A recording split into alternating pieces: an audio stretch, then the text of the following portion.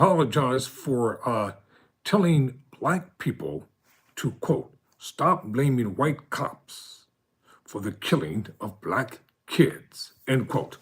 Tyrone Bowman live.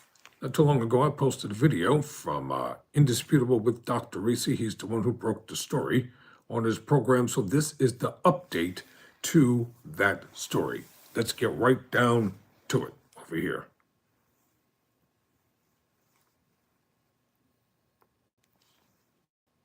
Who blamed black children for being shot. We reported on the black pastor in Atlanta who blamed black children for being shot by white cops. That pastor has now apologized. This is an update, all right? Atlanta mega church pastor now apologizes for telling black folk to stop blaming white cops for the killing of black kids, end quote. After facing backlash, I want to remind you of his words and give you the full update. Here it is. Stop blaming white cops for the killing of black kids. Instead, teach your black children to be obedient towards authority. And I don't care if most of y'all are black. You need to teach your children to obey authority. We need to teach our sons and daughters to obey authority. We need to teach our children to not fight against authority, not fight against cops, not rebel. Be model citizens. Stop being rebellious towards authority. Be submitted to laws and ordinances. Watch, the Lord said, give back to Caesar what belongs to him. That is, be submitted to governmental authority. You know why you're looking at me like that? Because you don't read. And an Italian cop drove right by me, and I locked eyes with the cop, and we stared at each other, and he drove by. And in that moment, I hear the voice of my mom and my father, son, obey authority. In that moment, with that Glock pressed to my head, I got to make a decision. Either my ego is going to be strong, God, or my submission to authority is going to be stronger than my ego. Effective, healthy blood pressure. Now, before Dr. Richey comes, let me just say this, because I was really perturbed at what this particular pastor said. And I'll tell you the reason why. Because this is that same type of submissive preaching that was taught to my ancestors from the days of slavery through Jim Crow, segregation, and all that kind of stuff, telling black people, just be submissive, turn the other cheek, don't aggravate the police. And what happened? All that submissiveness got the hell beat out of them. All that submissiveness caused our people to be shot and killed. All that submissiveness caused racism and bigotry to run wild in this nation. And this is the kind of teaching that the MAGA Republicans love to hear, and the Trumpeteers. This is the kind of teaching that the white evangelicals like to hear about, quote unquote, keeping uppity black people in their place. So you blame black kids at the time, Pastor Phillips said, for being shot by the cops. So you blame any type of shooting that occurred unjustifiably on black people not being submissive. That's what they were telling them when they were leashing the dogs on them and water hoses on them with Bull Connor and people back in the day. See, this is the type of stuff that they don't want to talk about anymore, but I'm going to talk about it because it's relevant, it's history, it happened then, and they're trying to make it happen again. It's just the phraseology is different, the terminology is different. They become more clever. They don't want to come right out and call you what they really want to call you, so they put it in coded intellectualism, thinking we can't decipher it. And now let's get back to this video.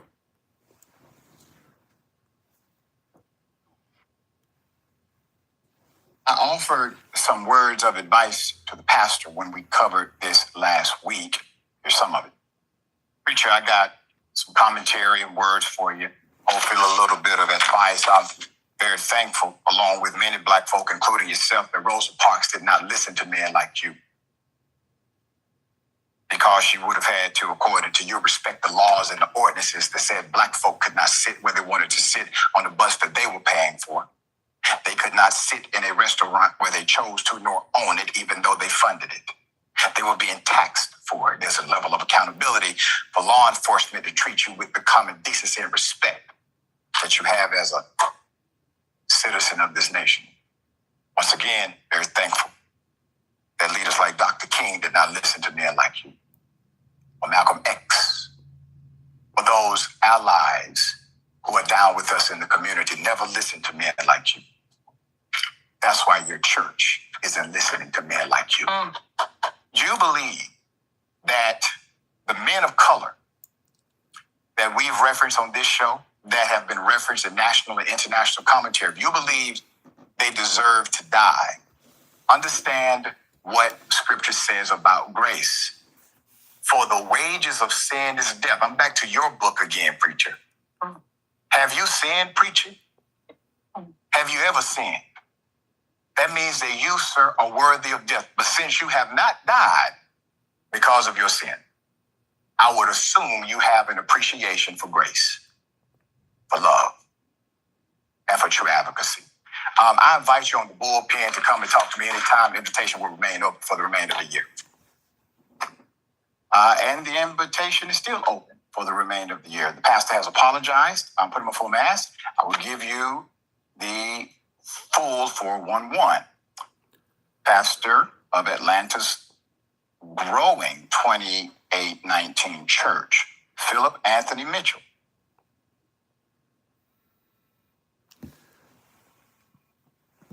Took to Instagram to walk back his comment that he made on April 13th. So in a lengthy statement that, based on social media interactions, has been largely well received, Mitchell acknowledged that while he did not intend to do so, quote, I recognize I caused harm, and for that I sincerely apologize, end quote. Quote, I believe that the passage I preached on presents us with an opportunity to examine our relationship with governments and authoritative who we may personally oppose, yet have to comply with, Mitchell wrote. It goes on to say, without a doubt, I understand the framing I used about Black children and their relationship with the police was and is harmful. I know that Black people have been killed by the police when being both compliant and non-compliant. I sought to illustrate this tension from my own lived experience via a personal testimony. I acknowledge that my framing of that encounter was not helpful and should have been done differently and with more nuance. The original comments drew a lot of reaction, including some from his own congregation. One Instagram follower compared Mitchell to President Donald Trump, writing, no question who he is. He is a MAGA cult member. Just for the record, he has not publicly aligned himself with Donald Trump. Quote, Ahmaud Arbery, what did he do wrong? Added another, referring to the Black Georgia young man who was shot and killed 2020 by neighborhood father and son vigilantes and another neighbor. He just jogged through a mostly white neighborhood. Most of his followers appreciated the apology, but not all were satisfied. Quote, I actually like this pastor. I have been listening to him for a while, but this apology basically said, I'm sorry you felt the way you felt, but it is what it is, one commenter surmised. Quote, he just doubled down.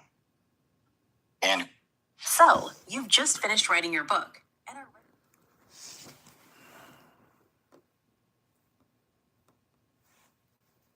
Neighborhood father and son vigilante of that encounter was not helpful and should have been done differently and with more nuance.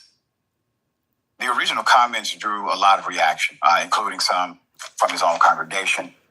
One Instagram follower compared Mitchell to President Donald Trump, writing, no question who he is. He is a MAGA cult member. Just for the record, he has not publicly aligned himself with Donald Trump. Quote, Ahmaud Arbery, what did he do wrong? Added another, referring to the Black Georgia young man who was shot and killed 2020 by neighborhood his son vigilantes and another neighbor. He just jogged through a mostly white neighborhood. Most of his followers appreciated the apology, but not all were satisfied. Quote, I actually like this pastor. I have been listening to him for a while, but this apology basically said, I'm sorry you felt the way you felt, but it is what it is, one commenter surmised. Quote, he just doubled down. End quote. Tough, isn't it, Pastor?